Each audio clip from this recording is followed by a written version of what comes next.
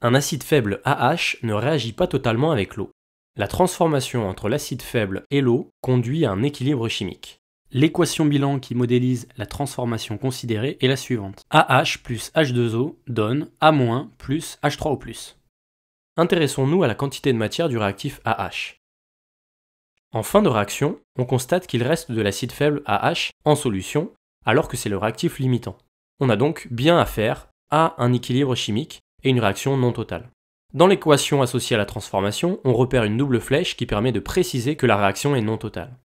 Cette transformation entre un acide AH et l'eau, qui joue ici le rôle d'une base, conduit donc à un équilibre chimique. Nous allons pouvoir définir une constante d'équilibre associée à cette transformation. Dans ce cas, cette constante d'équilibre est appelée constante d'acidité du couple AH-A-.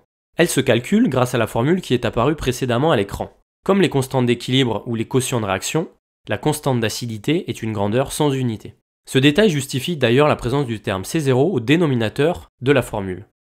La concentration C0 est appelée concentration standard et sa valeur est de 1 mol litre-1. Souvent, par habitude et par souci de simplification, la concentration standard n'est pas écrite lorsque l'on exprime le Ka. Enfin, pour chaque couple acide-base, on associe à la constante d'acidité la grandeur pKa, qui se calcule grâce à la relation suivante. pKa est égal à moins log de Ka.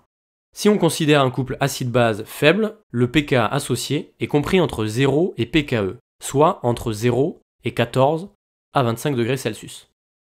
On pourra aussi calculer la valeur du Ka en connaissant la valeur du pK grâce à la relation suivante. Ka est égal à 10 exposant moins pK. Pour finir, pour un couple acide-base donné, Ka et pK sont des grandeurs caractéristiques de ce couple qui dépendent uniquement de la température. Plus la valeur du Ka est grande, et plus la réaction entre l'acide et l'eau est importante.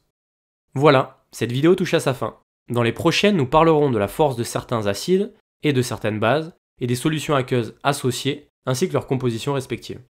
À bientôt!